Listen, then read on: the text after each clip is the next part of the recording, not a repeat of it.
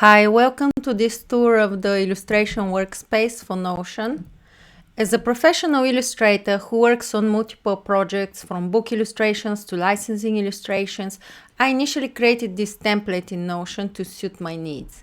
It serves as both a business and creative project management tool with many different aspects to keep track of. In the past, I used separate services to keep track of bookmarks, collect images, organize my projects. However, since using Notion, I am able to keep everything in one place, and that sped my workflow significantly. The template is organized in sections. We have the dashboard with projects, tasks, clients, idea path, money, goals. We have resources, which are bookmarks. We have inspiration section. And the bookmarks and resources table is down here. When you click new, you can add a new bookmark and categorize it as books, articles, video courses, audio tools, websites. You can add a link and you can add tags. And then you can easily find the different types of bookmarks here. They are organized by category, for example, books. Now let's look into the different sections. We start with projects. When you're starting a project, you want to review and collect information about the project brief, break down the project into smaller, more manageable tasks, get the inspiration, and of course, track your progress. And all of this we can do from the project section. Projects are organized in categories: picture books, editorial illustration, personal projects, licensing. You can change the names of these categories here, or you can add more categories. When you open a project, first thing you see is the status. You can archive projects that are already done. You can link clients. You can set due date. You can link to your mood boards. You can add tasks. And with big projects like a picture book project, it is always a good idea to break down into small tasks because otherwise it seems completely overwhelming. And also it is good to see how many spreads are left so that you can estimate if you will meet your deadline. Then here we have the project overview, scope of the work, technical requirements, style and tone, deadline, budget, rights and usage. Now, where do you find the project brief? It is in some initial email, probably thousands of replies ago.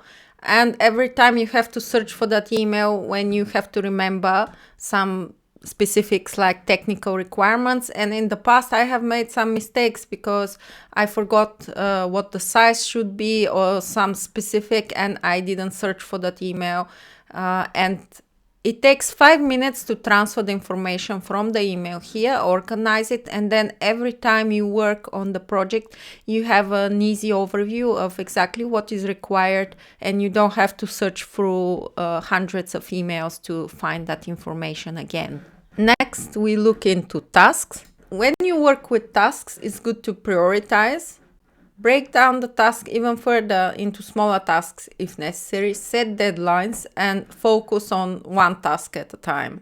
And of course, celebrate progress. The tasks are organized here into a weekly planner. We have a calendar. We have tasks by project.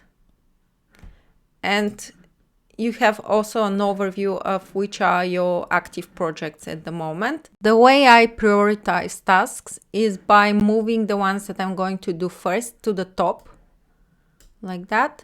And I go through them, and at the end of the day, if I cannot finish something, I just move it to the next day. And when you click done on a task, it goes to the done section. You can use the calendar here for tracking important dates. And you might notice that events here are not synchronized here with the weekly planner because this is not a native view for Notion. This is the native weekly view. In order to sync tasks between the calendar and here the weekly planner view, you can drag a task directly into the weekly planner like that. Now they're synced. You can see it in the calendar. Or you can click on a task and give it a due date, and then it will appear in the calendar as well. The tasks by project section is useful for planning all of the tasks you need for a specific project. The projects are listed horizontally and the tasks vertically. So you can add tasks to a specific project. You can add an image. And here is an overview of all your active projects and their progress. Let's look into the other sections. You can have all your clients' details here. And you can link a client to a project. This is useful because when you're working and you need quickly their contact detail, you can find them by project, or you can issue invoices easily. And there is other use for keeping such a list. And that is if you need, for example, to send an email, a newsletter to all your licensing clients about your new collection, you can find them here by filter, then go type. And then you can choose licensing, and you can see all of your licensing clients or all of your publishing clients and so on. So it is helpful to keep a list like that organized by categories. Capture all of your ideas in the idea path. I constantly get new ideas for posters, for example, and I quickly jot them down here because often I'm working on other things and I don't have the time to explore the ideas, so I write it down here. You can give it a priority, you can review it later, you can link to a specific mood board so that you don't forget what images inspired you. We also have a money section because illustration is a business. The invoices section is quite straightforward. Click new and add a new invoice. You can add a client, fill out the details, and you can go to share and then copy link and send it to your client. Now let's look into the income section. You can track revenue streams from clients and other sources like your Etsy shop. Everything is in dollars here, but going to the property amount, edit property, and then number format, you can choose other currencies. You can track expenses with categories. This can help your bookkeeping as well. Then we have a revenue planner here where you can plan how many sales you have to make, for example, from your Etsy shop or private commissions in order to reach a target goal. And all the statistics are summarized here in the overview. You have the net profit, which is the money left over after you paid expenses. And you have a goal progress, which tracks how much you have made and how much was your goal and where you are at the moment. The last section we have in the dashboard is goals, where you can track your quarterly goals. Quarterly goals are business goals that are set and worked toward over a 3-month period or 1 quarter of the year. Quarterly goals are often used by businesses as a way to break down the annual or long-term goals into more manageable, actionable steps.